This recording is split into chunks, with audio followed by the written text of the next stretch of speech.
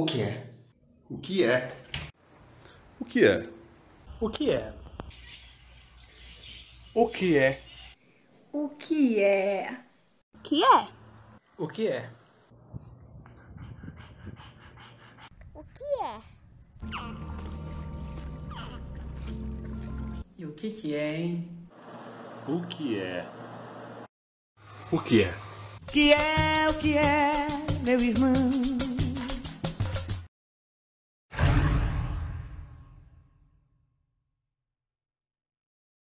Olá, pessoal. Boa noite a todos e todas aqui presentes. É com muita satisfação que estamos, Paulinha, eu, professor Leon aqui, para a gente iniciar o História em Diagnóstico na sua temporada do O que é, com a pergunta: o que é movimento estudantil? Essa pergunta ela é muito ampla e surge no momento em que estamos no processo de reestruturação local da nossa unidade em vários âmbitos. Um deles é a reorganização da representação estudantil. Então, para essa aula, a gente convidou os discentes dos cursos de História, de Pedagogia, de Processos Gerenciais, para uma primeira conversa que vai ser prosseguida depois pelos próprios estudantes sobre as dimensões da organização estudantil, com recorte específico para o movimento estudantil presente nas universidades, pois a gente sabe que o tema é abrangente e os atores estudantis também estão fora da instituição universitária. A gente tem movimentos secundaristas e outros movimentos de jovem que estão colados aí no movimento estudantil. Hoje, na mesa, a gente tem representantes de 3 gerações do movimento estudantil. 2 das passadas, o professor Leon e eu, e depois a Paulinha, que é representante do movimento estudantil atual. Então, é um encontro de gerações para discutirmos um pouco sobre a representação e organização estudantil. A Paulinha é estudante de pedagogia da UENG, diretora da União Nacional dos Estudantes e militante do Levante Popular da Juventude, um movimento social de jovens. Gostaria de agradecer o convite do professor Igor, pelo convite para conduzir essa aula, junto desses meus 2 companheiros, essa companheira e desse companheiro. Aqui, nós vamos fazer um esforço de unir a experiência vivida e sentida e alguma reflexão sobre os temas de pesquisa de nós 3, que a gente tem lidado ao longo do tempo, que é movimento estudantil, organização e representação estudantil e juventude e lutas sociais. A gente vai dividir o nosso encontro em 3 momentos. No primeiro, o professor Leon contribuirá conosco com um panorama histórico dos movimentos estudantis, em específico no Brasil. Após a sua fala, nós vamos dialogar com a Paulinha, que trará para a mesa o debate sobre as lutas estudantis no contexto político atual, bem como o modus operandi e as possibilidades de organização estudantil, sobretudo na UENG, as suas características e formas de representação do movimento estudantil uenguiano, digamos assim. O debate, como a gente já disse, pretende ser o início de uma conversa para ajudar na reestruturação do movimento estudantil na UENG de campanha e incentivar a relação entre as representações locais com as representações discentes de outras unidades, e do DCE também, e dos demais coletivos e movimentos de luta que estão presentes no contexto acadêmico de vocês. Durante as falas, a gente espera que vocês dialoguem conosco, fazendo questões e reflexões pelo chat. E em um terceiro momento, depois da fala da Paulinha, a gente vai fazer algumas considerações sobre o que foi dito aqui, acerca dos desafios da juventude, por sua organização, autonomia e a luta para se estabelecer como um sujeito político que deve ser ouvido e participante, e não um mero assistido pelas políticas educacionais. Antes de chamar o professor Leon para esse panorama histórico, eu gostaria de chamar a Paulinha para que ela se apresente e diga para a gente algumas palavras sobre a noite de hoje. O nosso encontro de hoje durará 1h30, devendo ser finalizado cerca de 19h30. Desejo a todos vocês uma boa e proveitosa aula repleta de experiência embebida de teoria e de prática. Paulinha, é com você. Olá, pessoal que está nos assistindo. Boa noite para todo mundo. Gabi já me apresentou, então vou só fazer uma rápida saudação mesmo, agradecê-lo pelo convite, agradecer também ao professor Leon por estarem desenvolvendo esse projeto e por trazer esse tema tão importante, né, que é o movimento estudantil, que historicamente se coloca, né, para fazer os debates e as lutas em defesa da educação e da democracia do nosso país. Com certeza, né, um movimento estudantil tem o respaldo que tem hoje na sociedade, ser reconhecido, de fazer parte da história do país, porque muita gente, né, muito estudante se colocou para construí-lo e também para multiplicá-lo, né, mesmo após se formar, quando depois que sai da juventude, né, continuar multiplicando, né, e trazendo, né, condições para que o movimento estudantil continue se organizando, é fundamental para a gente ter uma educação superior cada vez mais acessível no país, e assim também um país mais soberano, mais forte, né? Então, valeu todo mundo pelo convite, obrigado por estarem aqui. Eu já adorei a resenha que está rolando aqui nos comentários, assim. Espero que em breve a gente esteja vacinados e vacinadas para a gente trocar essas ideias presencialmente também, porque fui muito mais, né? Espero também poder conhecer o campus de campanha, conhecer a galera um dia. E eu também vou querer usar, inclusive, o cupom de desconto para fazer tatuagem, viu, gente? Então é isso, assim, né? Só fazer uma rápida saudação aí para vocês e vamos ouvir o professor Leon e depois a gente volta para trocar mais ideia.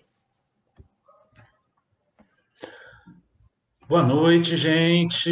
Boa noite a todas e a todos. É um prazer estar aqui com vocês. Prazer estar aqui com a Paulinha, conhecendo agora esses dias para esse debate, que é a estrela da noite, né? Para trazer pensar o movimento estudantil na UENG, né, e o movimento estudantil na atualidade. E fazer o Gabriel também, colega aqui, já parceria de projetos e trabalhos. Bom, eu vou dar só um panorama, é só algo rápido sobre o movimento estudantil, sobre sua historicidade, né? Porque nós... acho que a gente pensar um pouco muito mais o presente, né? Mas ter um feedback, uma retrospectiva de onde surgiu, né? Ainda mais o movimento estudantil, que é algo que está sempre se modificando. Na verdade, sempre se modificando quem está no movimento estudantil, né? Principalmente na universidade, que começa a estudar, atua, quando já vê, está se formando, está saindo, está entrando gente nova. Então, há sempre uma renovação constante. E que é, inclusive, o ponto forte e o ponto fraco, né? O ponto forte é porque está sempre uma energia nova e não, né, burocratizada ali, às vezes com alguns movimentos, né, líderes antigos que estão ali parados e não tem uma vitalidade. Então, sempre tem uma vitalidade maior no movimento estudantil quando está se organizando, quando está em luta. É o ponto negativo que às vezes se perde, né? Como está sempre se renovando, às vezes, em alguns momentos, há uma descontinuidade. Pessoas se formam, acontecem outras coisas, às vezes ninguém se interessa. Mas, assim, eu participei do movimento estudantil lá nos anos 2000, né, na Federal do Rio Grande do Sul,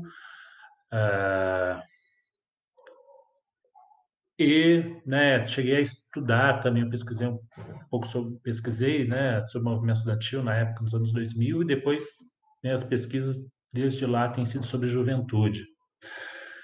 Bom, então, e é exatamente juventude, essa palavra que a gente precisa estar junto para pensar movimento estudantil, né, pelo menos seu surgimento. E porque a juventude não está aí desde sempre, é uma construção social, uma construção histórica e cultural, né, principalmente a partir do século XIX e mais ainda, né, produto do século XX. 19, por todos os processos de modernização da ciência, etc., e que vai, né, por um lado, o pensamento do 19, 18, né, vai criando, por um lado, políticas para ampliação da educação, né, para seja mais ampla para a população, mas depois vai se ampliando, democratizando a universidade, conhecimento também. Por outro lado, vai criando um processo de proteção da infância, né? Vocês lembram lá, crianças na Revolução Industrial, e muitas até hoje, agora há pouco, no Brasil, que estudavam, quer dizer, que não estudavam, que trabalhavam já crianças 12 horas, 16 horas por dia. Então, políticas de proteção da infância, né? E isso vai se fortalecer principalmente no século XX, com o processo de conquistas de direitos sociais. E dentro desse processo de acesso à educação, democratização da educação. E aí você vai criando mais pessoas mais novas, mais jovens, que vão começar a estudar, que vão poder fazer o ensino fundamental, depois o ensino médio, depois chegar numa universidade. E aí, nesse processo que vai, né, se construindo, né, no Brasil, a gente pode pensar nas décadas de 20, 30, na América Latina também, esse surgimento do movimento estudantil como uma organização, né, a organização dos estudantes, né? E a gente pensa no Brasil em termos de movimento estudantil, em termos de universidade. A universidade no Brasil é extremamente nova, é do século XX. Né? No século XIX se fundam as primeiras faculdades, Bahia, São Paulo, Ouro Preto, Escola de Minas, de farmácia. Mas a universidade é na década de 20 do século XX, enquanto nas universidades antigas de quase 1000 anos, né, no Velho Mundo. No Novo Mundo, o mundo hispânico já tem universidade no século XVI. E no século XVII tem a Universidade de Córdoba, na Argentina. Ela é de 1621. E em 1918, na Universidade, né, de Córdoba, tem um evento muito importante para a construção do movimento estudantil latino-americano, né, que é uma greve universitária bastante ampla, que além da reivindicação de questões, né, propriamente estudantis, pautas propriamente estudantis, os manifestos, as cartas, os documentos, né, colocam, né, uma forte crítica anti-imperialista. Vamos pensar que dos 1918, logo depois da Primeira Guerra, na crítica ao imperialismo. E, durante, né, muitas décadas, deveria voltar a ser uma pauta no Brasil, na América Latina, um anti-imperialismo mais forte. Né? Na década de 60, ainda, 70, o anti-imperialismo era uma pauta importante. E, né, nessa greve universitária, então, o movimento estudantil pensando pautas tanto internas, né, a transformação da universidade, essas universidades no mundo hispano-americano eram bastante ligados à igreja, né, e ali, em 1918, está o processo de secularização, né, de se afastar do pensamento religioso, então, o que dava bastante conflitos. E uma das pautas, né, dessa greve estudantil era a luta por representação dos estudantes, o que hoje a gente chama de representação discente, representação dos estudantes nas esferas de decisão da universidade, né? Que quem estuda, quem participa, que hoje a gente chama de comunidade universitária, comunidade educacional, estudantil, em cada escolar, em cada esfera, tivesse voz, né, para pautar, criticar dentro das esferas de decisão. Hoje, um dos frutos, né, dessa luta inicial lá, a gente tem que todas as universidades no Brasil têm ou deveriam ter, pelo menos todas as universidades públicas, os estudantes têm direito à representação, a votar, eleger, embora as proporções ainda possam ser bastante críticas, bastante reduzidas, né? Enfim, e a gente pensa, né? A gente tem uma imagem muito forte da juventude, né, principalmente do movimento estudantil dos anos 60, do século XX, década de 60, as manifestações de 68, no mundo inteiro, né, dezenas de países, né, Em todos os continentes tiveram manifestações juvenis, alguns estudantis, e aí essas variedades.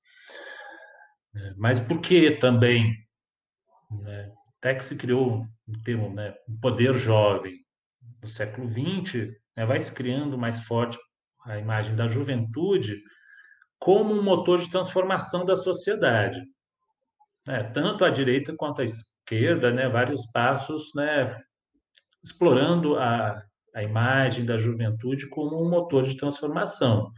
Não é exclusividade da esquerda, porque, né, o nazismo, né, o fascismo italiano tinham as suas juventudes, explorava, né, essa faceta. Após a Segunda Guerra Mundial, né, vai ter muitos que chamam, em várias regiões do mundo, né, de baby boom, porque né, vai ter muitos países, como o Brasil, os Estados Unidos, vai ter uma diminuição da mortalidade infantil, então vai ter, né, uma grande quantidade de jovens que não vão estar morrendo na infância e vão crescer. Então, na década de 60, por exemplo, no Brasil, metade da população tinha menos de 18 anos. A média, na verdade, a média era 18 anos de idade no Brasil, em 1968. Então, nessa década de 60, se amplia, né, então, o volume de jovens proporcionalmente em vários países, mas também vai se ampliando, como eu disse, essas políticas de proteção da infância e da adolescência, aí já está protegendo mais a adolescência, e mais espaço para estudar, estão estudando por mais tempo. Então, na década de 60, né, a gente vê todas aquelas imagens, aquela explosão da juventude, manifestações. Mais de 68 começou com o movimento estudantil em Nanterre, 68 no Brasil também, né? Sempre a imagem de maio de 68 é mais icônica, mas no Brasil as manifestações da juventude começaram antes de Paris, né? Começaram em março, com a morte, com o assassinato de Edson Luiz, né, no restaurante Calabouço, do estudante Edson Luiz, secundarista, que provocou todas as manifestações, né, e a Marcha de 100 mil e várias outras. Então, 68, anos 60, né, o poder jovem, mas uma pequena crítica assim, que a gente tem que fazer, apesar dessa imagem toda que se tem, né, da juventude como motor da revolução, e tem um caráter, um potencial, sim, transformador, a juventude importante, mas não é todo jovem que é revolucionário da TV Cruz. Quase ninguém mais aí conhece a TV Cruz, né? Comitê Ultra-Revolucionário da Juventude Jovem, sei lá o que é ela, SBT anos 2000. Enfim, bobagens à parte. Porque nos próprios anos 60 tinha movimentos bem conservadores da juventude, como a TFP e vários outros, né? Inclusive no Brasil, nos anos 60, tem parte da direita vai ocupando espaços dentro do movimento estudantil. E hoje a gente vê, inclusive, né, vários jovens de direita, liberais, não são todos revolucionários, né, comunistas, como alguns querem dizer, né, que o estudante é tudo comunista. Mas, então, né, e hoje a gente tem uma outra característica né, de pensar o movimento estudantil, pós-democratização no Brasil, ampliação da universidade, multipartidarismo, democracia, né? Mas uma pequena mudança que tem da minha época do movimento estudantil dos anos 2000 para cá, né, que foi uma grande ampliação da universidade, o número de vagas, principalmente nas universidades públicas, então aumentou muito o número de estudantes, mas a pluralidade, a diversidade, né, nas universidades públicas brasileiras, bastante por causa também das políticas implementadas em relação à universidade, que tem várias críticas que a gente pode fazer, mas não a da sua ampliação e da pluralidade, das políticas de cotas, né? Então, hoje a gente tem um corpo discente, né, estudantil na universidade bem mais diversa do que há 20 anos atrás, quando eu entrei na universidade. Isso é um fator importantíssimo, porque muda também parte das características desse próprio movimento. Ele, além, né, acho que já também a Paulinha vai tocar nisso, o Gabriel, mas só puxando, né, porque parte do movimento, né, estudantil, da organização estudantil, deixa de ser só institucional. Tem toda uma organização estudantil não institucional. E o que eu quero falar de institucional, né? As instituições de representação, centros acadêmicos, DCE, União Estadual de Estudantes, União UNE, UES, porque tem um ponto, qualquer movimento social, uma das esferas é pensar, né, da sua força, do seu surgimento, a partir de quando os integrantes desses movimentos se organizam. E quando se organizam, né, fortificam, qualificam a luta e a reivindicação e o poder de pressão. Isso em qualquer movimento social. Bom, mas nem todo movimento social, todo movimento, todo tipo de manifestação se organiza em torno de instituições, tem movimentos muito mais fluidos. Então, o movimento estudantil, historicamente, está muito atrelado, e a própria historiografia, a história sobre o movimento estudantil, a essas entidades. No Brasil, a principal entidade estudantil é a União Nacional dos Estudantes, que vai se organizar, vai ser fundada lá na década de 30, de 1930. Já nasce uma instituição oficial, já reconhecida pelo governo Vargas. Lembremos que o governo Vargas tinha toda essa esfera de relação corporativista, com sindicatos, etc., e reconheceu a União Nacional dos Estudantes como a instituição válida. Ainda hoje, nas nossas esferas de reconhecimento, existe a ideia de única representação, de órgão de representação.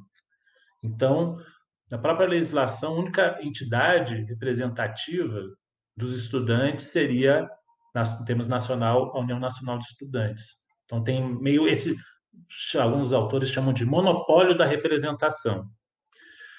Enfim, e essa organização se capilariza, porque aí os estados têm suas uniões, as suas entidades estudantis, a União Estadual de Estudantes, e as universidades vão criando as suas entidades estudantis. Então, em termos mais gerais, mais amplos, vai ser o DCE, os DCEs, Diretório Central dos Estudantes, depois os centros acadêmicos, diretórios acadêmicos. Mas tem uma mudança, vamos pensar no movimento estudantil brasileiro, antes dos anos, até a ditadura e depois da ditadura. Porque parte do movimento estudantil, desde 30, já antes da fundação, da União Nacional de Estudantes, no começo do século XX, até a década de 60, o movimento estudantil tinha uma atuação que não era somente de representação política dentro desses órgãos. Esses órgãos tinham outras funções também. Por exemplo, muitas universidades eram os DCEs, que hoje a gente chama de DCEs, às vezes tinham outros nomes, outras nomenclaturas, União, etc.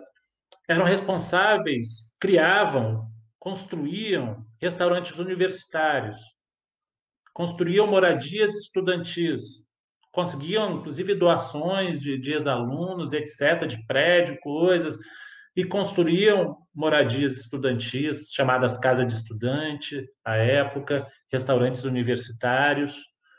Então, tinha outra esfera, Com a ditadura militar de 64, com o golpe é fechado, várias das instituições se oficializam e tira essa parte de ligação social. Muitos sindicatos tinham isso, também vão perdendo.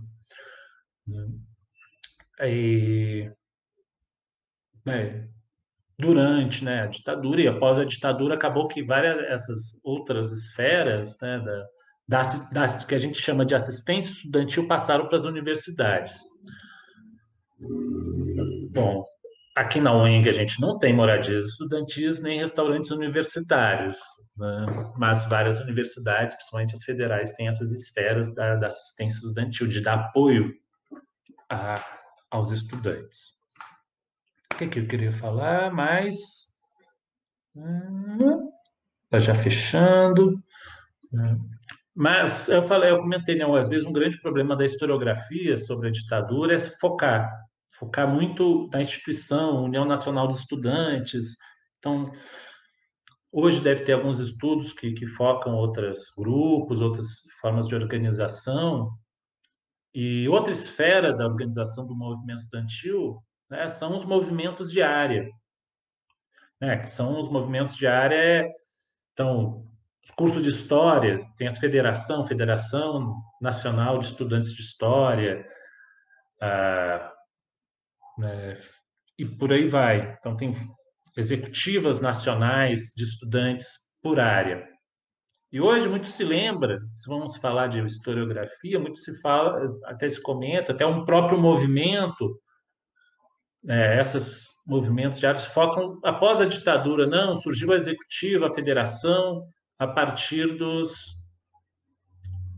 da redemocratização. Mas a gente vai, documentos, a gente encontra vários documentos, embora eu não tenha encontrado nenhuma pesquisa mais profunda sobre isso, antes, né, no período democrático, antes da ditadura, haviam várias executivas, né, e instituições que a gente pode chamar de federações, uma organização diária nesse período. Né? Estavam estudantes, inclusive, que fez parte da minha pesquisa, né, da década de 50, tinha a União Nacional de Estudantes de Educação Física, que, inclusive, fizeram greves, derrubaram diretores na década de 50, 60, né, foi quando eu pesquisei. Então, e no Brasil também esse movimento, né, fortaleceu essa imagem do movimento estudantil dos anos 60 por causa das lutas pela chamadas reformas de base. E aí, dentro do movimento estudantil, o que se queria, né, dentro dos vários pontos de luta do movimento estudantil dos anos 60, era as reformas de base, a transformação da universidade, que a universidade se tornasse mais popular, mais democrática. E aí a gente volta lá quando a gente estava falando do 19 ali, quem tem direito à juventude, quem tinha, né, quem tem hoje, quem poderia ser chamado de jovem, quem poderia estudar, né, antes do século XIX, antes do século XX, eram principalmente pessoas, as elites, né, os nobres na Europa, pessoas que tinham dinheiro. E no Brasil, né, pessoas que tinham dinheiro para enviar para uma escola ou, né, ou enviar para Coimbra, para Portugal estudar. Não tinha universidade no período colonial brasileiro, no Brasil. Então, a gente tem, com essa ampliação, se amplia, né, o direito à educação e, aos poucos, vai mudando as perspectivas. Só que aí você pensa em instituições que são elitizadas historicamente, né, a dificuldade que é para mudá-la. Não à toa, o movimento estudantil foi duramente perseguido e várias entidades foram extintas em 1964. Falar na UNE, né, o prédio da União Nacional dos Estudantes, né, foi incendiado logo no primeiro, segundo dia após o golpe, em abril de 1964. Foi incendiado. Né, eu acho que eu já estou passando no meu tempo, falando demais, daria para falar bastante. Mas, passando aqui, né, então, a bola para a Paulinha, Juventude, movimento estudantil que está na área. E, né, falando em UENG, a gente tem umas características específicas da UENG, e por isso também, né, o próprio movimento estudantil da UENG tem suas características, que é uma universidade nova, bastante plural, uma das mais plurais que eu conheço, mais diversificadas também, e que tem todos os seus problemas também. Vai lá, Paulinha! Espero não ter falado demais, Espero que tenha dado para entender aí. Enfim, como é que desligo? Aqui, achei. Obrigado, Leon. Daqui a pouco a gente volta. Vamos ficar com a Paulinha agora. É isso, Paulinha. Vamos lá. Beleza, então, gente, vamos dar sequência ali. Eu acho sempre muito importante a gente sempre fazer resgates históricos sobre os temas os quais queremos nos debruçar, porque ressalta, né, quanto a gente, juventude, não precisa necessariamente inventar a roda, né, que já tem muita coisa que veio antes de nós, muitas experiências às quais nós podemos nos debruçar, né, ter ali subsídio para dar conta dos nossos desafios atuais, dos desafios do nosso tempo. E é sobre isso que eu vou tentar explanar aqui um pouquinho. Bom, hoje nós dizemos que a nossa geração, essa atual geração da juventude, movimento estudantil, tem um desafio central, que é derrotar os governos neofascistas que existem e que estão em exercício, tanto no Brasil, que é o governo Bolsonaro, quanto no Estado, né, que é o governo Zema, que é um governador que segue a mesma cartilha do Bolsonaro, né, a mesma forma de implementar a política. Esses governos, eles são caracterizados como neofascistas, primeiro pela forma como se elegeram, que não foi dentro dos marcos democráticos, e também porque há, né, um avanço, uma onda fascista no mundo, e que a gente vê isso sendo concretizado no Brasil a partir das bandeiras políticas, né, que eles agitam. Há também um forte, né, negacionismo da informação, da ciência, e um projeto, né, que destrói vidas. E com a pandemia, isso foi muito acentuado, então está cada vez mais escancarado que todo o governo Bolsonaro e também o governo Zema, eles são anti-povo, né, são anti-Brasil, anti o nosso desenvolvimento. E tendo, né, inimigos tão centrais, que no caso do Bolsonaro, né, escolheu a educação superior como seu principal alvo de ataque, né, o Zema não fugiu, também tendo a educação como seu principal alvo de ataque. Essa é o maior desafio, né, a maior tarefa que nós vemos enfrentando atualmente.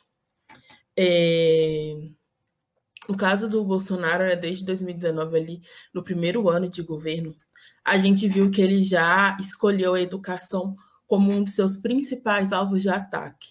Não sei se vocês se lembram, né, quando saiu aquelas manchetes dizendo de balbúrdia nas universidades, quando também, né, houve a tentativa de implementação do projeto Futurice, que visava, né, pôr uma camisa de força nas pesquisas acadêmicas e privatizá-las, né, destiná-las, fazer com que seus recursos viessem apenas da iniciativa privada. E também teve, né, o anúncio dos cortes no orçamento das universidades federais. Então, tem essas medidas ali do ano de 2019.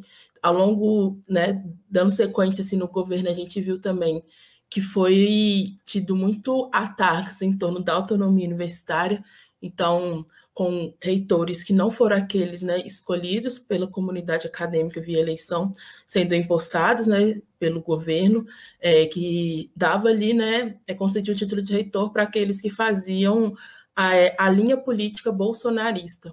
Então, o centro de ataque, né, do governo Bolsonaro foi principalmente a educação pública e também com o desenvolvimento da pandemia, a gente vai vendo que a saúde pública também foi sendo um desses principais centros de ataques. Como eu disse, o governador Zema, ele segue a mesma linha política do Bolsonaro, embora ele não seja tão apareça tão na mídia, né? Ele não faz muito debates públicos. Então, muitas pessoas mal sabem quem ele é. Ele tem essa estratégia de ser uma pessoa mais contida, que não aparece tanto, que não dá grandes declarações. Mas quando dá também, ele fala coisas horríveis, tal como o Bolsonaro. E a gente percebe, por exemplo, na pandemia, né? Ele também, desde o começo, assim, né? Minas Gerais era um dos estados que mais teve subnotificação. Enfim, se o povo está sendo vacinado hoje, ainda assim uma vacinação muito lenta, porque o povo lutou pela vacina, né, para chegar, e também porque a gente tem um SUS que, apesar de todas as suas dificuldades, e problemas problemas, né, de estrutura, tem uma organização robusta que permite que as vacinas, ao chegarem no país, dão conta, né, de serem distribuídas e as pessoas receberem essa imunização. Mas, em vários aspectos, né, quando a gente vai analisar o governador Zema, a gente vê que ele segue essa cartilha bolsonarista. Mas, na hora de atacar a educação, a nível federal, a nível Brasil, as universidades federais, elas são mais centrais, elas são estratégicas.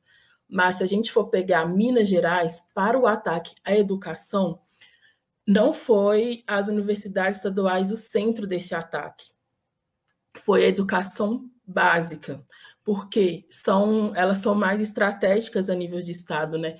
Então, a gente tem centenas e centenas de escolas estaduais. Então, o Zema ele tem investido mais politicamente em desconstruir o acesso à educação básica, por meio, né, de projetos que ele tem tentado implementar, que visam a municipalização, né, do ensino fundamental em várias cidades, e também a privatização da gestão do ensino médio. No caso das universidades estaduais, a UENG e a Unimontes, nossas universidades elas já vivem um descaso histórico por parte dos governos. Então, sempre foram universidades que nunca receberam atenção, nunca foram uma prioridade política, nem mesmo receberam investimentos necessários para o seu desenvolvimento e estruturação. A UENG e também a Unimontes, que é a Universidade Estadual do Norte de Minas, com sede em Montes Claros, assim. Então, o Zema, né, repete essa linha já que os governadores de Minas fazem de não investir e de menosprezar a universidade. E, além disso, né, no ano passado mesmo, a gente teve 14 milhões de dinheiro de verba da UENG que foram contingenciados, assim, né? Também é um governador que nunca se demonstrou aberto para ouvir, né, o movimento estudantil, nunca conseguimos, né, nunca teve essa abertura para conversar, para falar sobre a universidade. Então, o centro de ataque, né, a educação em Minas está na escola básica e as universidades estaduais, elas são esquecidas, né? Então, essa é meio que a situação, né, dos governos. E o movimento estudantil, a gente tem uma avaliação que teve uma capacidade de resposta, uma capacidade de iniciativa necessária nessa conjuntura, né? Em 2019 mesmo, não sei se teve na cidade de vocês, mas em muitas cidades, em todas as capitais, em várias cidades médias, tiveram os grandes tsunamis da educação, que o movimento estudantil, né, tomou nas ruas ali para combater os cortes, para lutar contra o futurice, contra aquilo, tudo que o governo Bolsonaro já tinha feito ali nos primeiros, até abril, assim, né, de 2019, eu lembro que era uma manchete atrás da outra, várias coisas acontecendo, mas em maio, né, começou as grandes mobilizações de rua, de muito estudante, mas também trabalhadores e trabalhadoras de educação, de outros setores organizados que também apoiam, né, a luta em prol da educação, e fizeram aqueles grandes atos, né, que inclusive reverteu parte dos cortes previstos para aquele ano. Aconteceram aquelas mobilizações, né, porque teve uma convocação da União Nacional dos Estudantes, que é a entidade, né, que tem legitimidade política e jurídica no Brasil para falar em nome de todos os estudantes de graduação do nosso país. E é também, além disso, é uma entidade de massas, né? É uma entidade que organiza muita gente, muito estudante tem esse papel, né, de construir lutas massivas em torno das pautas gerais da educação e também em defesa da democracia, né? Historicamente, a UNE sempre esteve ali nos debates estratégicos do país, sempre tendo essa posição, né, de defesa da democracia. E aí, além disso, né, a gente passa ali 2020, a gente é acometido pela pandemia do coronavírus, que piora muito as coisas, né? Muito do que vinha se planejando até então, do movimento estudantil, teve que, né, que se reorganizar, se adaptar. Acho que até na nossa vida pessoal mesmo, né? A gente teve que fazer as nossas adaptações diante da necessidade do isolamento social. Então, muito da nossa organização foi impactada, né? Porque o nosso espaço de trabalho, o nosso espaço de diálogo é na universidade, é passando em sala, dialogando, panfletando, enfim, um conjunto de iniciativas que se dá a partir do contato. O movimento social, ele se concretiza a partir do contato, do encontro, da reunião, assim, né? E, de repente, a gente não pode fazer isso mais para preservar as nossas próprias vidas. Então, é um impacto muito forte na maneira de se organizar. E isso era uma medida necessária para toda a sociedade, né, o isolamento social. Entretanto, né, os governos não garantiram políticas necessárias para que o povo pudesse se preservar e ficar em casa. Então, as pessoas tinham que escolher entre sair de casa para trabalhar e se expor ao vírus, ou ficar em casa, né, e passar fome, enfim. Então, muita gente, né, a maior parte do povo brasileiro não teve direito ao isolamento social, mas nas universidades, né, foi possível essa implementação nas universidades públicas, e depois nas privadas também, foram as primeiras, inclusive, a aderir ao ensino remoto, e isso impactou muito, né, inclusive, a gente teve menos condições de ir ao diálogo com o estudante, né, então foi um ano muito difícil devido a tudo que aconteceu, as mortes, contaminações, aumento do desemprego, aumento da fome, e o movimento estudantil ali, né, tentando existir, tentando se organizar, tentando fazer as suas defesas. A gente teve uma bandeira importante, que foi o adiamento do Enem, que ele iria acontecer na data normal no ano passado, foi possível adiá-lo até o início, né, desse ano de 2021. Não aconteceu no melhor momento, né, da pandemia ainda. A gente sabe como que vários estudantes da educação básica pública, né, não teve acesso à educação, enfim, não foi um Enem justo, mas teve essa campanha pelo adiamento e conseguiu por alguns meses.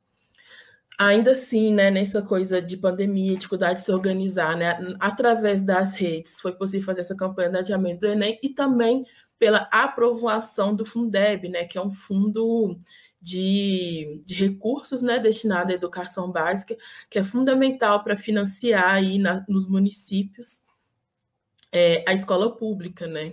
E aí tem sempre uma disputa para que o dinheiro do Fundeb ele também financie escolas de organizações privadas, mas a gente conseguiu que fosse aprovado o Fundeb 100% para a escola pública. Então foi um ano muito difícil, mas essas duas bandeiras é importante a gente reconhecer que ainda diante de todas essas dificuldades, estudantes brasileiros conseguiram garantir algumas conquistas, assim, né? Além dessas coisas mais gerais, também foi um ano que a gente teve que se adaptar ao ensino remoto e fez com que muitos, né, tivessem ali que se debruçar a respeito dessa própria modalidade de ensino e também repensar ali formas da luta por assistência estudantil emergencial, assim, né? A nível nacional, o Plano Nacional de Assistência Estudantil, ele tem poucos subsídios em torno da inclusão digital. E aí, com essa coisa, né, do ensino remoto e tal, vários estudantes também, nem todos, né, têm computador, têm celular, equipamentos necessários para o acesso, inclusive internet de qualidade. Então, o movimento estudantil ali, né, mais a nível local, teve que fazer um esforço de formulação para pautar essas lutas a nível ali dos seus conselhos deliberativos em cada universidade, assim, né? Chegando um pouco mais perto, assim, de nós, né, na UENG, entendendo também que essas coisas não estão necessariamente separadas, mas a nível didático, assim, né, a forma que a gente pensou a metodologia foi falar um pouco dessa conjuntura nacional, geral, e relacionando com o Estado. E na UENG, assim, a gente teve um longo período sem ter entidade geral, né, que é sem ter o DCE, foram mais de 10 anos, e aí eu sei que em 2015 eu ainda não era do movimento estudantil da UENG nessa época, mas em 2015/2017 teve uma gestão que conseguiu se reestruturar e, junto com a Unimontes ali, que já tinha um processo de organização mais forte em torno da aprovação do Plano Estadual de Assistência Estudantil, conseguiram aprovar esse plano, né, para a UENG e para a Unimontes. Fizeram lutas, eu lembro que tipo, a galera veio uns ônibus da UENG do interior para a Assembleia Legislativa, para pressionar os deputados, para votar favorável, e depois também para pressionar o governador, que na época era o Pimentel, para aprovar. E aí, assim, aprovaram um plano, foi uma conquista importante, foi uma reivindicação do movimento estudantil, mas nem de longe ainda, né, o PIRAES dá conta de tudo, de toda a nossa demanda de assistência estudantil, tanto em quantidade de bolsas, que é irrisória, tanto em valor, assim, né, que é muito, muito pouco, não dá conta de nada, assim. Então, a gente ainda precisa de fazer muita reivindicação, muita organização, muita luta na UENG, para que a gente tenha um programa de assistência estudantil que seja à altura, né, do tamanho que os estudantes mineiros precisam. E aí, a gente teve essa gestão 2015, 2017, aprovação do PIAS, e aí, novamente, o DCE ficou sem gestão, e isso tem muito a ver, porque é um desafio organizar o movimento estudantil numa universidade multicamp, com campos tão pulverizados pelo Estado, né? A gente sabe de alguma experiência de federais que tem até mais de um campus, mas não são tantos, não estão tão pulverizados como no caso da UENG, né? Se não me engano, tem 32 cidades, 32 unidades, algo assim. Então, são vários espaços, né? E... deixa eu ver meu tempo. Beleza. São vários espaços, então é um desafio muito grande para o movimento estudantil conseguir organizar ali, né, de uma forma geral, da coesão para da coesão e direção para a luta que cada unidade faz, que tem que também convergir, né, em luta geral em torno de UENG, assim, né? Então, aconteceu mais uma vez ali em 2017 e 2019, esse esvaziamento desse espaço geral, a gente teve mais um vácuo de lutas a nível de Estado dentro da UENG.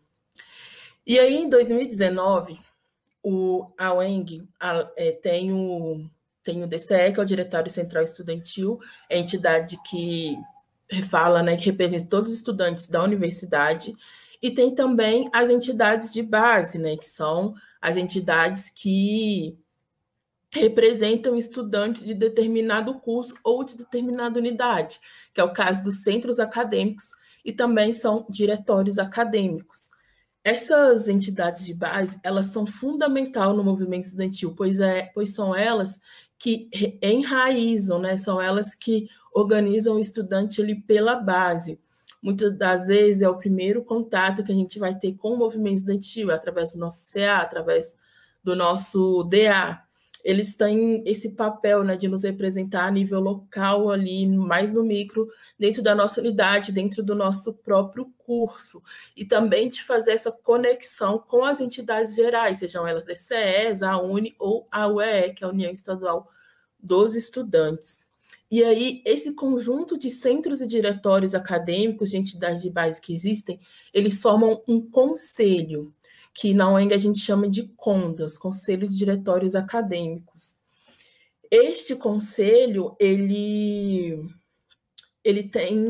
se reúne periodicamente, ele tem uma mesa que pode convocar essas reuniões, e também podem ser convocadas reuniões a partir do Diretório Central dos Estudantes. O CONDAS, em 2019, ele fez todo um processo de reuniões, de debates, para que ocorresse um congresso estudantil onde fosse possível reeleger uma nova gestão para o DCE da UENG. Então, foi muito legal, porque foram as próprias entidades de base, entendendo ali o seu papel, entendendo também que tem limites, né, que nós precisamos ter uma entidade geral dos estudantes, que fizeram acontecer a nossa gestão de DCE que está em vigor atualmente, assim, né? Então, É muito massa isso, foi um esforço coletivo de estudantes de muitas unidades que, tipo assim, se dispuseram, fizeram várias reuniões online na época que isso ainda não era moda, para conseguir organizar o processo, tiraram delegados e conseguiram, né, se desdobraram para ir para o campus de Divinópolis, onde ocorreu o congresso, e lá fazer um processo de debate em torno do movimento estudantil da UENG e eleger uma nova gestão para o DCE, que é a que a gente está em vigor, assim, né? O estatuto da UENG prevê uma gestão de 2 anos, isso é um pouco atípico, né? Tradicionalmente, na maioria das universidades, as gestões são de 1 ano, não sei exatamente quando e por quê, né? Na UENG é 2 anos, mas acredito que devido a essa dificuldade de organização do movimento estudantil geral numa universidade tão pulverizada e multicampo. Então, isso já diz um pouco, né, dessa importância das entidades de base e do CONDAS, né? E falando um pouquinho, assim, né, da atual gestão do DCE que eu acompanho, a gestão, essa gestão foi eleita, né, no Congresso de 2019, aconteceu em novembro, tipo, muito no final do ano, em 2020, veio a pandemia, também nesse processo, né, de tentar se organizar e existir no meio dessa crise sanitária, mas eles fizeram um processo muito importante ano passado, que foi construir um seminário de combate ao racismo. Essa foi, inclusive, uma coisa aprovada no Congresso de 2019, a ideia de fazer esse seminário, porque na UENG existem muitos coletivos de estudantes negros, né? O professor Leão falou aí de movimentos estudantil que se organizam para além das entidades. Uma coisa que existe são os coletivos de estudantes que se organizam em torno de uma pauta, muitos são auto-organizados, e na UENG tem muitos coletivos de estudantes negros em várias unidades, assim, né? Então, o DCE fez esse processo de construir o seminário junto com esses coletivos, que, enfim, foi muito legal, foi virtual, mas teve muitas inscrições, teve várias participações.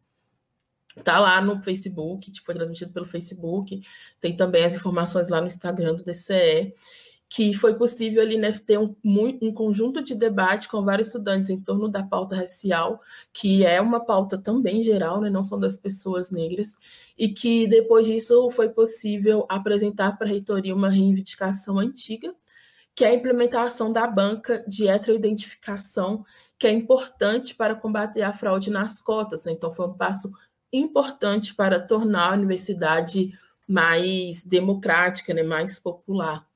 Além disso, também conseguiram, né, a implementação de bolsas emergenciais. Na UENG, até no final do ano passado, existia, né, parte do recurso de assistência estudantil, a reitoria fazia alguma coisa lá, um processo interno, assim, de que esse recurso da assistência estudantil ele era usado para pagar o estudante para trabalhar. Então, tinha umas bolsas de estágio interno na UENG e a galera recebia esse dinheiro de estágio, mas a rúbrica vinha da assistência estudantil, assim, né? A galera, com a pandemia, parou de ir para os campos trabalhar, parou de receber a bolsa do estágio. A DCE falou, gente, reitoria, dinheiro da assistência estudantil dá para o estudante. E aí esse dinheiro voltou para os estudantes como bolsa de auxílio emergencial. Foram poucas, né, os recursos para a assistência estudantil da UENG, é muito parco, mas isso foi importante para esse dinheiro não se perder. E aí, gente, a questão da assistência estudantil é uma pauta muito histórica na UENG, ela ainda precisa de avançar muito, muito, muito, muito, e a gente precisa de muita organização, muita formação, muita luta para conseguir avançar nesse sentido. Entrar na universidade é um direito, permanecer também talvez seja um desafio ainda maior, e a nossa universidade ainda não garante isso, então a gente precisa de se organizar. Então, gente, é meio que isso, assim, né? Eu sei que vocês estão no processo de reconstrução do centro acadêmico, e os centros acadêmicos foram os mais prejudicados em organização nesse período. A gente sabe que alguns DCEs, a UNIA, enfim, conseguiram se manter, mas os centros acadêmicos foram os que mais tiveram dificuldade de seguir existindo. Às vezes as gestões se perdem, isso já acontece em presencial em tempos normais. No meio da crise sanitária ficou pior, assim. não é só na unidade de vocês que isso rolou no Brasil todo. Inclusive, rolou na minha unidade, na FAI, na Faculdade de Educação aqui de BH, a gestão do meu CA, do CA que me representaria, né, acabou em outubro do ano passado, e até então não foi possível reorganizá-lo, né? A gente está tentando agora puxar uma eleição para o próximo mês, mas de outubro para cá foi muito difícil conseguir mobilizar os estudantes, conversar com a gestão antiga, mobilizar os representantes de turma, para pensar um processo, né, que seja, ainda que se for necessário que seja virtual, mas que tenha ali lisura, que tenha legitimidade, que garanta os ritos democráticos, que são tradição do movimento estudantil, né? O movimento estudantil tem essa tradição de ser muito democrático, então a gente tem essa questão também de garantir que as coisas ocorram dessa maneira, ainda que no período remoto. Então, é um pouco disso, gente, que eu pensei em trazer um pouco de que está enrolado no movimento estudantil atualmente, falar, né, dessa importância das entidades de base, inclusive para a construção das entidades gerais, e que esse é o papel do movimento estudantil, assim, né? O movimento estudantil ele é uma escola de formação política para toda a juventude que tem acesso à universidade. Quando a gente participa do movimento estudantil, é como se a gente passasse a ter uma visão mais panorâmica, a consciência avança e a gente consegue se apropriar enquanto sujeito da nossa história de uma forma muito mais complexa, coletiva, mas que vale muito a pena, né? A formação que a gente tem dentro do movimento estudantil, a gente não vai ter só na universidade de outra maneira e nem em nenhum outro espaço. Mas, além dessa questão mais subjetiva, tem uma questão que é estratégica, politicamente falando, que é o mais importante, né? O movimento estudantil, a gente quer transformar a nossa universidade para melhor, mas a luta por uma educação de qualidade não está desassociada da luta por uma sociedade justa e igualitária. A educação, a escola, a universidade, ela vai ser um reflexo da sociedade. Então, a gente não pode ficar fechado na nossa universidade dentro de pautas corporativas e mesmo presos a burocratismos, atas, eleições.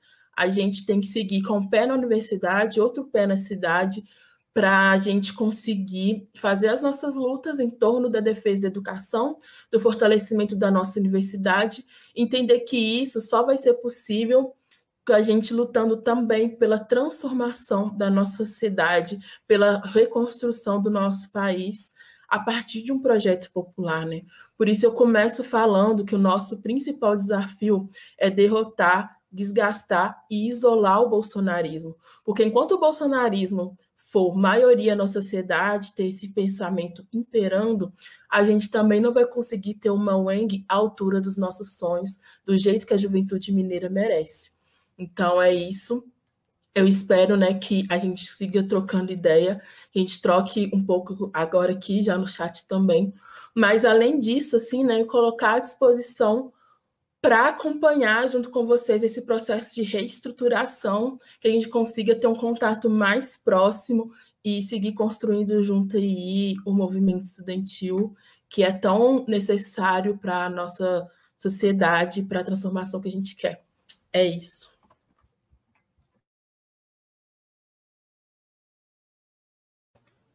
Bom, Paulinha, muito obrigado. Eu acho que você trouxe elementos muito importantes e que dão esse pontapé, né, nesse processo que vai ser a reestruturação aqui das nossas entidades de base. E eu combinei com Paulinha e com Leon que ia fazer uma rápida fala ao final, né, ao final das primeiras exposições, e fiquei muito pensando na palavra de hoje, né, que é memória e experiência. Enquanto o Leon falava, e a Paulinha eu estava tentando estruturar mais ou menos, né, o professor Igor, ele coloca no chat no início que a juventude tem apesar, né, da gente defender o caráter revolucionário, o motor de transformação, há uma característica, né, bastante reacionária, porque a juventude não está descolada do resto da nossa sociedade, desse tipo de debate que a gente está fazendo. E isso remontou à própria história, à própria minha trajetória dentro dos movimentos, né? Hoje eu sou professor da UENG, sou filiado ao sindicato, e essa noção de organização, de formação para a luta, ela se inicia lá na Faculdade de Letras, quando a gente também começou a se reestruturar, né, a estruturar o primeiro CA do curso de Letras. E foi um processo muito semelhante a esse que nós estamos vivendo, né? De início, o nosso curso tinha 2 anos, nós somos filhotes do REUNE, né, que é a reforma universitária, alguns chamam de contra-reforma universitária ocorrida nos períodos dos governos, né, Lula e Dilma. E então, uma pauta muito importante que a Paulinha disse que estava muito presente nas lutas do movimento estudantil da Unifal, nessa época, eu entrei em 2010, era assistência estudantil. Porque nós ampliamos a faculdade, né? A faculdade foi ampliada, a gente teve o ingresso de outros sujeitos, como o professor Leon disse, nós, né, ficamos mais plurais, a universidade ficou mais plural, e também todos os outros problemas, entre aspas, da sociedade vieram para dentro dos muros da universidade. Mas eu queria falar um pouquinho desse processo de conscientização.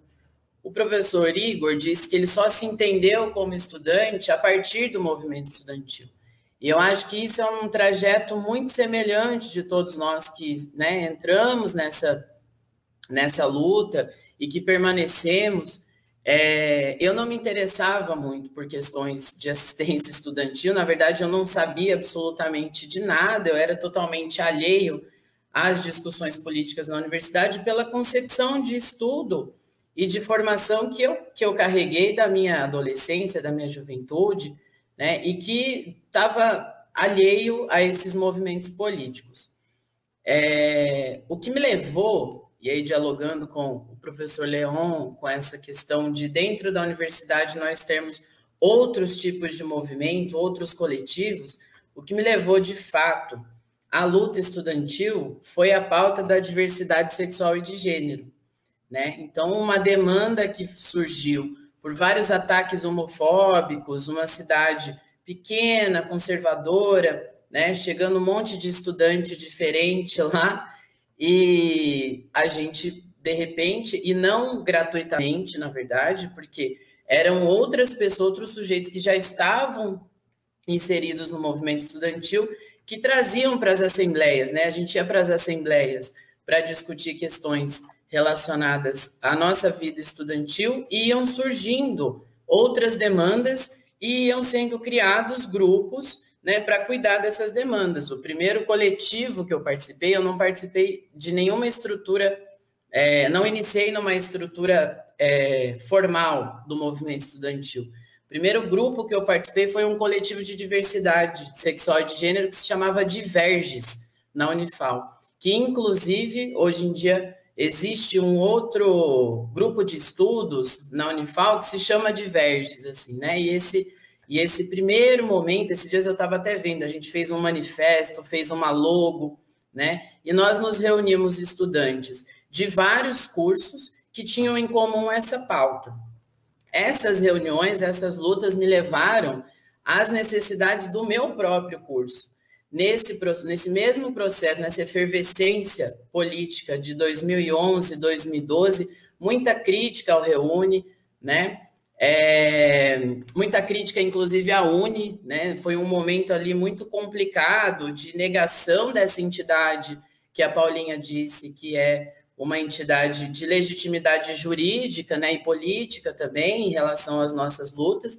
A gente teve um momento de criação de outros movimentos que se colocavam como alternativa à UNE, né? A gente não precisa entrar agora nessa história desses conflitos, mas que é também uma história muito interessante para a gente se posicionar, né, nos processos, que, como a Paulinha disse, não existe movimento dentro da universidade que esteja desconectado dos outros processos políticos que acontecem no país, assim.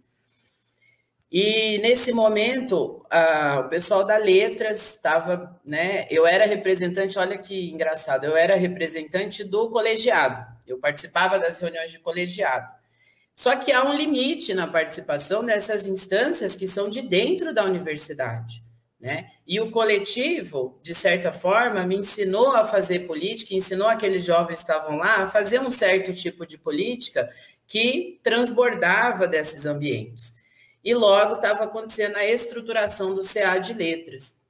E eu entrei meio que de gaiato nessa chapa, porque de repente você se sente, eu acho que tem alguns elementos subjetivos que podem virar até outros desdobramentos dessa conversa de hoje, alguns elementos muito importantes que fazem com que a gente se sinta fincado ali na história, colocado na história, com possibilidade de voz, de fazer e de ação.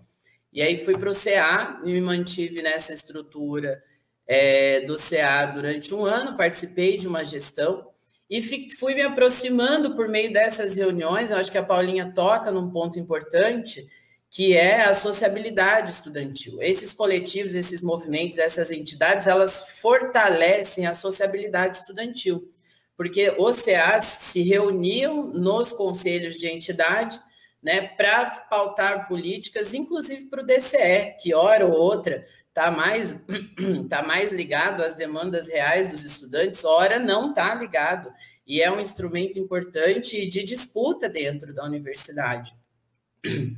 E a gente foi ganhando esse senso de coletividade. Eu estava até me lembrando a semana passada que, se formos pegar registros históricos, eu não tenho nenhum nome, nenhuma participação efetiva no DCE, porque não participei de nenhuma chapa. Mas em um dado momento, até por ser da Letras e tudo mais, era escrevendo panfleto, fazendo card. Então tem uma dimensão do trabalho muito importante nessa participação política e que vai dando substância àquilo que a gente está pensando em ser. Que eu acho que dialoga muito com o que o professor Igor disse sobre nós nos entendermos como estudantes, né? Na verdade, como outros tipos de estudantes, né?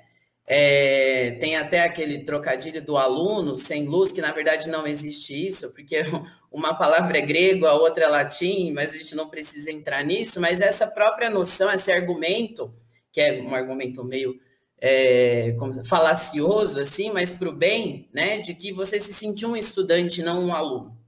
Antes de saber de toda essa questão mais etimológica da palavra, né, a gente ouviu isso já várias vezes.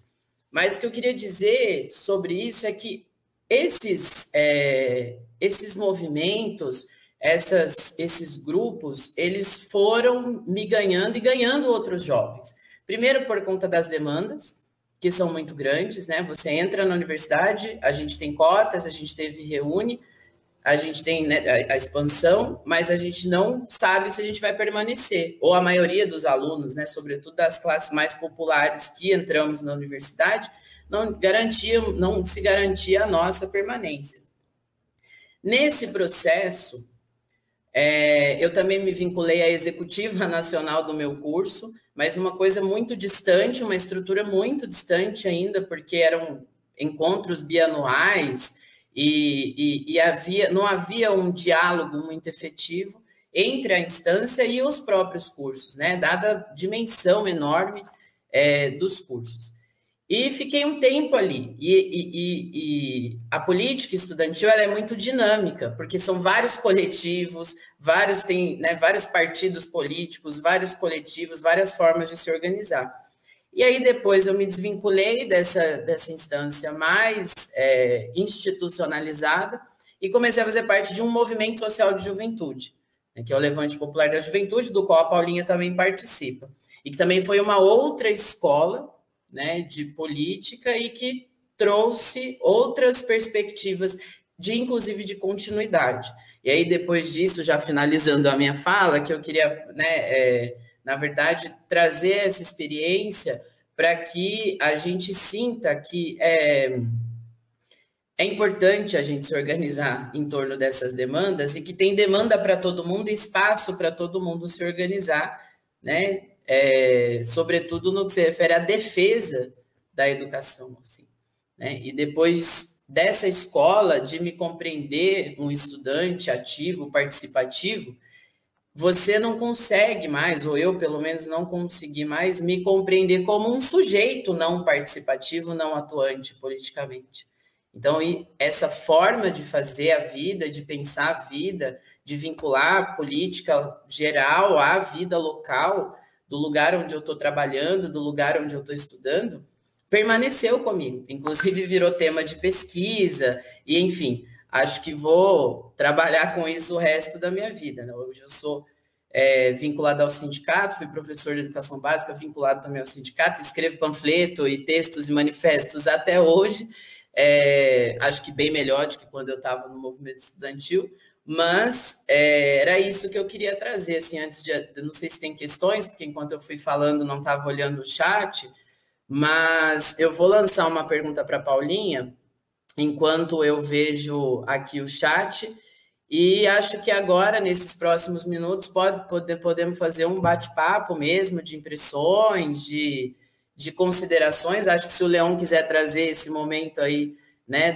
essa experiência vivida do movimento estudantil, seria interessante, né? Mas vou lançar aqui para a Paulinha uma pergunta do professor Igor, que ele disse, qual a principal mudança, Paulinha, na sua vida depois provocada pelo movimento estudantil? Vai lá. Eu conheci o movimento estudantil através do Levante, né? O Levante Popular da Juventude é um movimento social que organiza jovens para transformar a realidade brasileira nos locais onde estão. Então, o Levante atua na universidade, na escola e nos bairros. Eu comecei a fazer pedagogia na PUC, mas eu não terminei lá, precisei de trancar. Mas foi lá que eu conheci o Levante. E aí, o que o Levante e o movimento estudantil me ensinaram... desculpa a palavra, mas muita coisa, é até difícil de dizer, mas acho que a formação política, o entendimento da coletividade, de saber que eu sou porque nós somos, que não adianta eu entrar na universidade, até porque isso não é garantia de muita coisa na vida, mas é um direito, a gente tem que acessar. Mas não adianta só entrar se meu irmão não entrou, não adianta eu entrar na universidade sozinha, se meus amigos do ensino médio não entraram porque elas engravidaram, tiveram que construir família, porque tiveram que trabalhar, não adianta eu entrar na universidade, né? Quando eu vou para a universidade, eu vejo meu vizinho morto pela polícia no chão, ensanguentado, cheio de bala, que é isso que eu vejo às vezes. Então, foi que a universidade ela tem que ser para todo mundo, ela tem que ser pública, gratuita e de qualidade.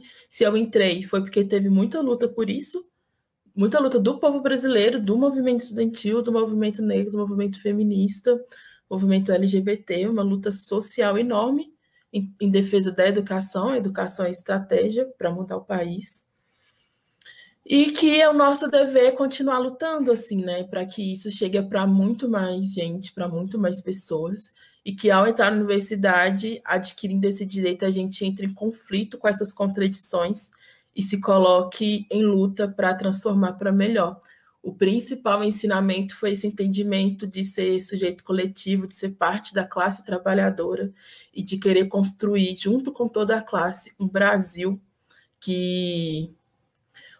da felicidade, que eu acho que a gente está vivendo tempos de muita tristeza, e quando o povo tomar as rédeas dessa nação, vai ser a nação da felicidade, do amor, do desenvolvimento, da educação, do trabalho e da dignidade. É isso que me ensinou. Bom, enquanto a gente não tem alguma questão, eu queria perguntar ao professor Leon, fazer a mesma pergunta que fizeram a Paulinha, perguntar ao Leon.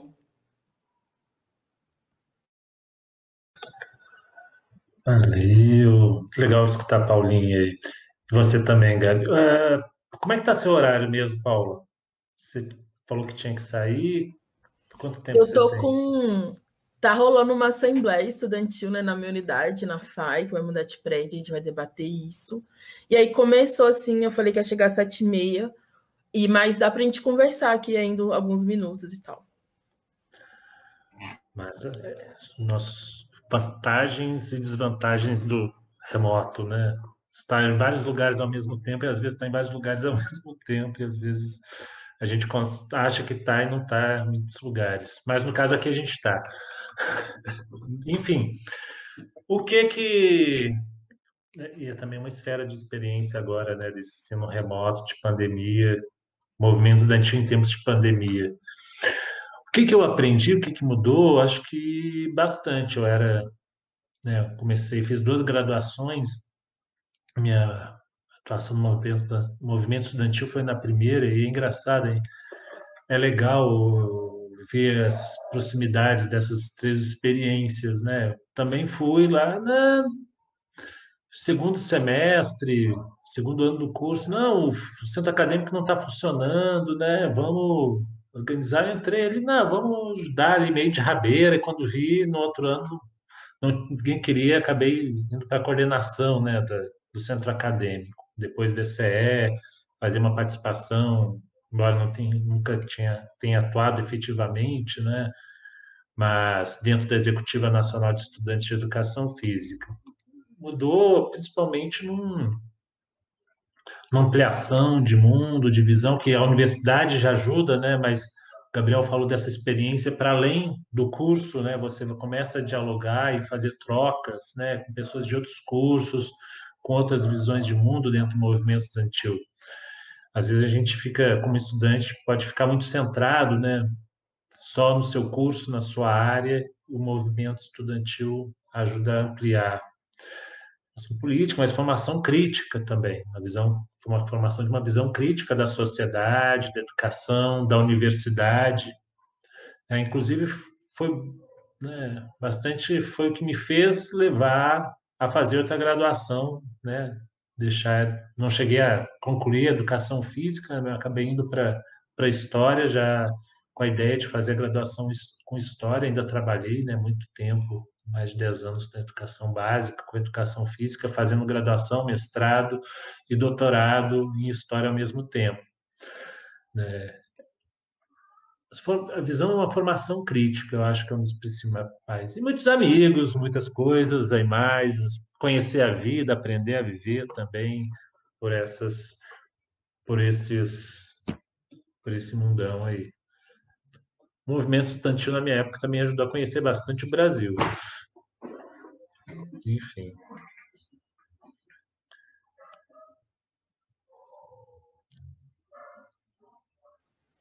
Bom, pessoal, a palavra certificada do dia de hoje será luta. E eu estou olhando por aqui, não vi ainda nenhuma dúvida, nenhuma questão, nem para o Leon e nem para a Paulinha. Então, já que a Paulinha tem esse compromisso e a gente combinou com ela que às 7h30 nós íamos liberá-la, e acho que alguns de vocês têm aula aqui, acho que a gente pode encaminhar para as considerações finais. Não sei se Paulinha tem algo mais a dizer, Leon também. Eu só queria falar para a gente depois, para a gente estabelecer um contato mais direto assim, com os estudantes da unidade, né, de campanha, para a gente conseguir contribuir no processo de reorganização, para chegarem mais assim no DCE, também se quiserem conhecer o Levante, estamos aí para apresentar e seguir juntos. Então, falar para vocês, pedir o Gabi meu contato, vou perturbar ele pedir o contato de vocês também, e a gente segue juntos. Isso aí. Você não pode falar aqui o e-mail, o Instagram, o TikTok? Eu não sou jovem o suficiente para ter TikTok, mas vou deixar meu Instagram, né? @paulinhalrs. Maravilha. Segue ela lá. Precisamos, né? As estudantes que estão aí, a gente precisa mobilizar aí. E acho que é um dos grandes, né, pensar dos problemas, né, do ensino remoto é mobilização estudantil e de outras coisas também no ensino remoto, né, porque você perde o contato cotidiano. Uma coisa do movimento estudantil o legal é o contato cotidiano, discussão. Então, a gente fica nos nossos tempos, não só tempos pandêmicos, mas tempos neoliberais, né? Uma forma de relação diferente. E a informática, a computação, os aplicativos, o Uber, Tinder, Teams, tudo modifica essa relação e a gente perde né, uma esfera da vida coletiva de tempo e a gente só fica pensando em responder as coisas, os e-mails, os TikToks, seja lá o que for que eu não tenho, enfim, ficar horas vendo aquilo ali perde às vezes a esfera do contato mais pessoal, mais direto. E ensino remoto, do jeito que a gente está aprendendo, tá trabalhando é bem difícil para todos, né? Muito mais cansativo esses nossos tempos. Enfim, valeu, valeu, Paulinha, adorei conhecer. Acho Tem uma que pergunta aqui para Paulinha, gente, vai lá. do Eric, antes da gente acabar. Qual é a maior dificuldade que você teve com o movimento estudantil? Eu fiquei fritando, viu, Eric? Mas eu acho que foi aprender a conciliar a militância, trabalhar, estudar e demandas da vida social, assim, né? Foi difícil para mim, foi um processo, mas eu tenho aprendido a conciliar. Eu acho que não dá para a gente ausentar da luta, mas tem outras coisas da vida que demandam e exigem da gente também, que também às vezes são tão importantes quanto. E aí eu cheguei nessa síntese, né, que uma boa militante no movimento estudantil é uma boa estudante e se esforça para tirar médias altas. Então eu tenho tentado dar conta de passar de semestre, estudar de verdade, eu quero ser uma boa pedagoga também e continuar contribuindo. E aí uma coisa que ajuda muito nisso é entender que o indivíduo não é nada sozinho, assim, né? Então, não faço nada sozinho, não adianta só eu fazer coisas. Então, a gente tem que sempre envolver mais gente, envolver mais gente, envolver mais gente, que vai dar tudo certo. Quanto mais gente, mais sucesso tem, mais a gente pode ter vitória. E é isso. A fala também, última coisa, que foi muito bom estar aqui. Obrigada demais pelo convite. Também foi um prazer conhecê-lo, professor Leon. E estou à disposição para a gente seguir trocando ideia, gente. Obrigado, Paulinha. Pessoal, uma última coisa, eu acho que dessa experiência toda de movimento estudantil, as ações diretas. Construir muro no meio da universidade, um muro para a gente reivindicar a moradia estudantil, fazer ação coletiva de macarronada para todo mundo, para a gente pressionar, fazer restaurante universitário. Então, foram passeata, enfim, várias ações diretas que eu acho que são formativas também e que não revelam por si só todo o trabalho pedagógico que há por trás disso, assim, né? O que aparece na mídia é diferente de todo esse processo pedagógico que a Paulinha tentou salientar para a gente. Então, é com essas palavras que eu gostaria de agradecer ao professor Leon, ao professor Igor pela oportunidade e encerramos por aqui hoje. Obrigada à audiência de vocês. E a gente segue nesse diálogo aí. Acho que podemos trocar bastante ainda experiências sobre isso. Tá? Um grande abraço, tenha uma boa semana que está só começando, cheia de trabalho, cheia de estudo. E vamos que vamos para o nosso último mês antes do recesso, né? Tchau, tchau, gente. Tchau, boa noite. Agradecer também quem são os monitores que estão aí hoje, as monitoras.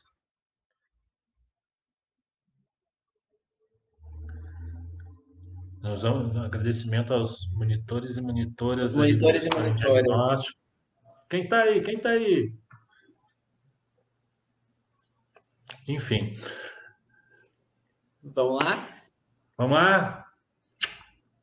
Tchau, tchau, gente. Beijão. Boa semana. Tchau, tchau. Espero que tenham gostado. Nos vemos no próximo episódio.